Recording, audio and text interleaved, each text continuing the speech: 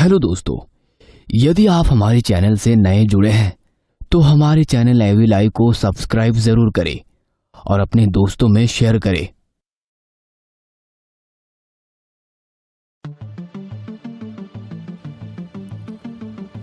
हरियाणा के अरावली पहाड़ों में पुलिस को अभी अभी एक अज्ञात लाश की खबर मिली थी। रात बहुत हो चुकी थी और उस रात को और खौफनाक बनाने में मूसलाधार बारिश ने उसका साथ देना शुरू किया। ऐसी बारिश और बार बार आती भयंकर बिजली की आवाज कि अपने आप कानों पर हाथ चले जाएं। लेकिन पुलिस का जो काम है वो न तो बारिश देखता है और न ही रात। और वे लोग उस जगह पहुंचे जहां पर वो लाश दिखी थी। बुरी तरह घायल वो शरीर, उसको साफ देखकर यह पता चल रहा था कि किसी ने बुरी तरह कोई दुश्मनी निभाई है।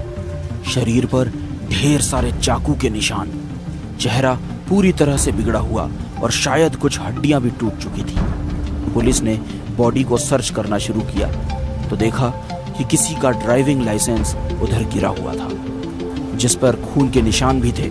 मालूम पड़ रहा था कि यही शख्स खूनी होगा। सुमित और अमन को हरियाणा से निकले हुए कुछ समय हो गया था। करीबन उन्होंने 400 किलोमीटर तक की दूरी तय कर ली थी। बाहर कड़ाके की सर्दी पड़ रही थी और पेट में चूहे दौड़ रहे थे। दोनों ने ढाबे पर रुककर अभी खाना ऑर्डर किया ही था कि तभी उनकी नजर गंदी हो चुकी गाड़ी पर गई। तभी सुमित ने ढाबे पर काम कर रहे एक छोटे से बच्चे से कहा, अरे छोटू, वो गाड़ी धो दे यार। गाड़ी धुलवाकर खाना खाकर दोनों ढाबे से बाहर निकलकर गाड़ी में बैठे ही थे कि तभी गाड़ी के बोनट पर एक उल्लू आकर बैठ गया और अपना सर घुमाकर विंडशील्ड से दोनों को घूरने लगा। सुमित ने विंडो नीचे करके हाथ बाहर निकाला और बोला, क्या बे उल्लू, जंगल का रास्ता भूलकर यहाँ आ गया? चल निकल यहाँ से, हट, चल हट। सुमित गाड़ी स्टार्ट करने ही वाला था कि तभी उसकी डिक्की से आवाज आई।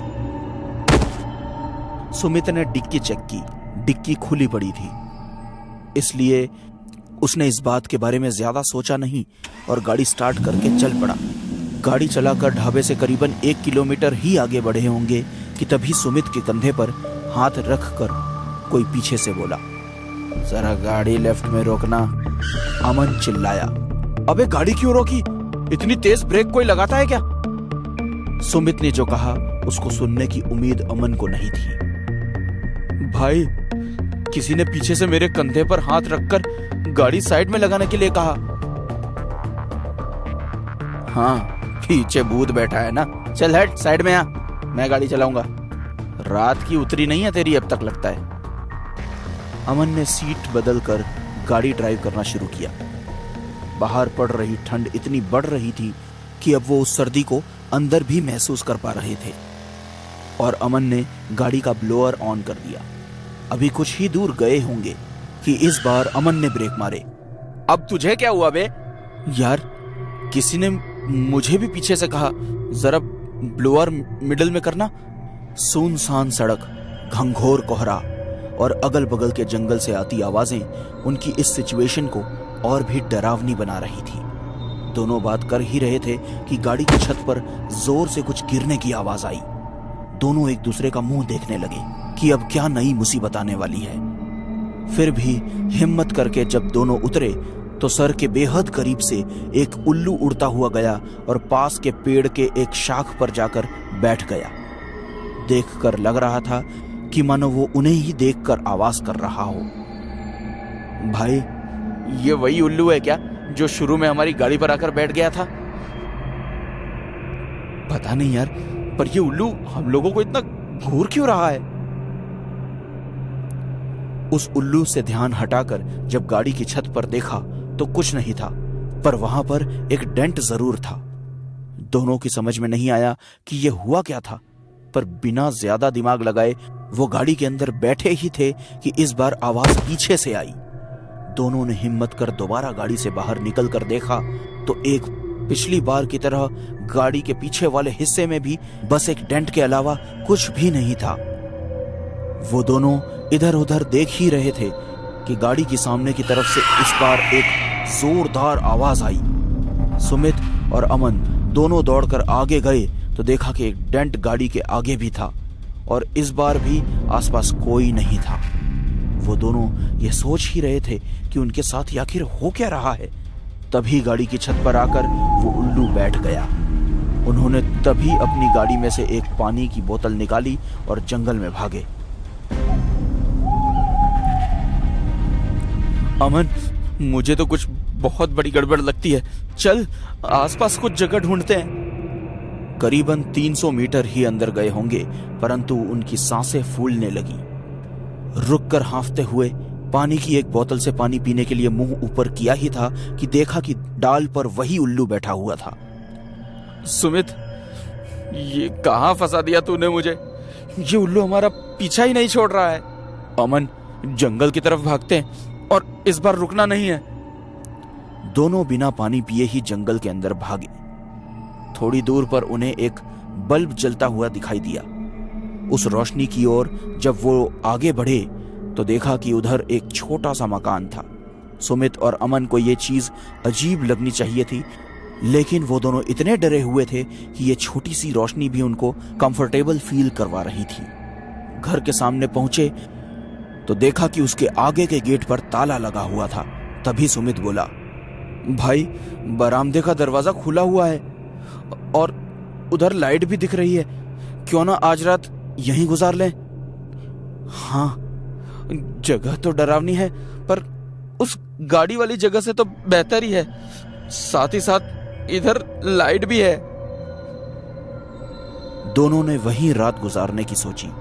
चारों तरफ घना जंगल, जंगल में रात का सन्नाटा, कीड़ों की आती लगातार आवाज। दोनों चुपचाप उधर बैठे थे और यही सोच रहे थे कि आखिर उनके साथ ये सब क्या हो रहा है। तभी अचानक टीन के छप्पर से एक जोरदार आवाज आई। दोनों ने एक दूसरे को देखा और तुरंत खड़े होकर आगे गए और घूमकर दोनों ने देखा तो वही उल्लू उन्हें घूर रहा था। वो दोनों उल्लू को भगाने की कोशिश कर रहे थे। उस पर 2-3 पत्थर भी फेंक कर देखे, लेकिन सारी कोशिशें बेकार। अब इस वक्त अमन बहुत तंग आ चुका था। पिस्तौल निकाल, उड़ा दे इस साले उल्लू को। सुमित ने निशाना लगाया और गोली चलाई। अंधेरे में यह तो नहीं दिखा कि क्या गोली उल्लू को लगी, पर वो उल्लू वहां से उड़कर जंगल की ओर चला गया। सुमित और अमन चैन की सांस ले ही रहे थे कि तभी सुमित का फोन बजा। फोन की आवाज सुनते ही अमन इतना डर जाता है कि सुमित को बुलाता है। साले, तुझे कहा था ना अपना फोन बंद रखना, मरवाएगा साले। चल ऑफ कर ये फोन अपना। सुमित ने तुरंत अपना फोन ऑफ किया। इतने में ही जो आवाजें उन्हें परेशान कर रही थी वो फिर से एक बार सुनाई दी। यहां रुके तो जानवर की मौत मारे जाएंगे, इससे अच्छा तो अपनी गाड़ी के ही पास जाते हैं।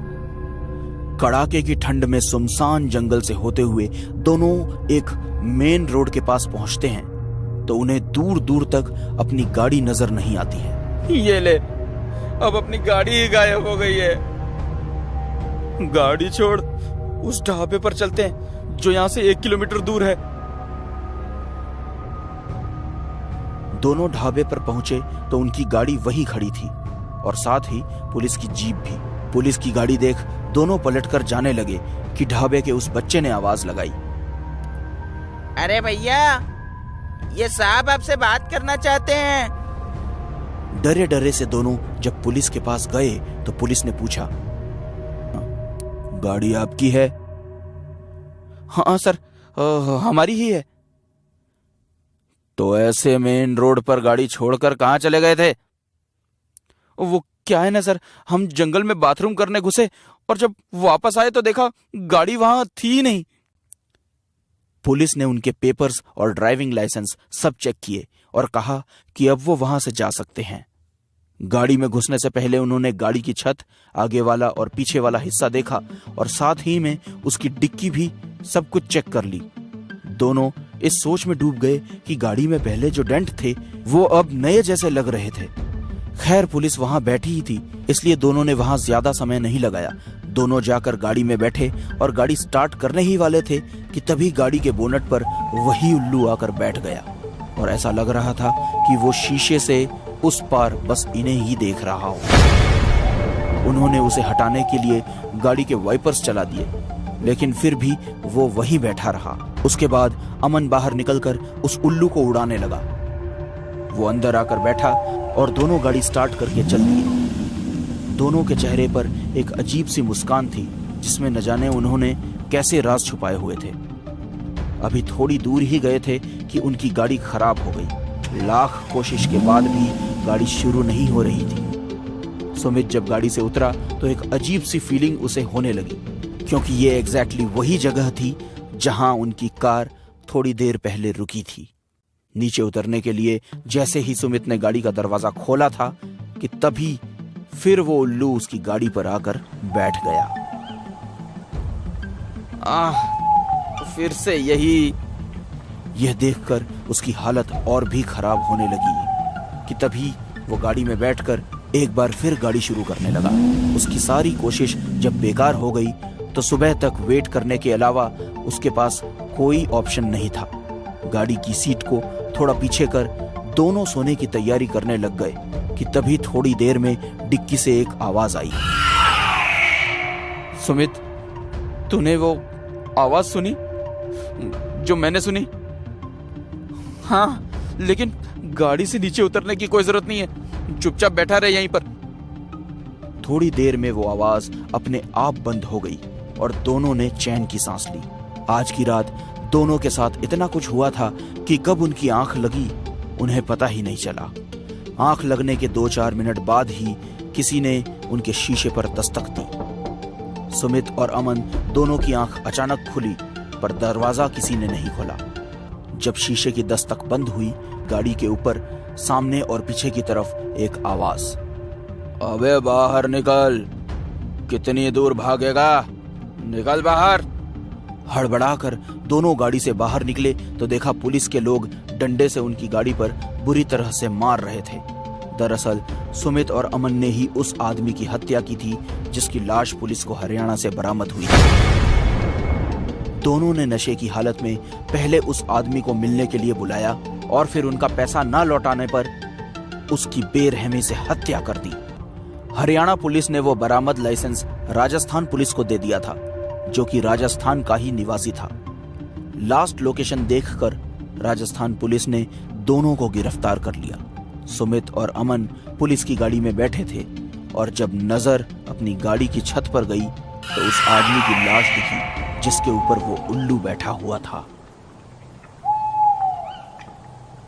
हेलो दोस्तों, यदि आप हमारे चैनल से नए जुड़े हैं तो हमारे चैनल एवी लाइव को सब्सक्राइब जरूर करें और अपने दोस्तों में शेयर करें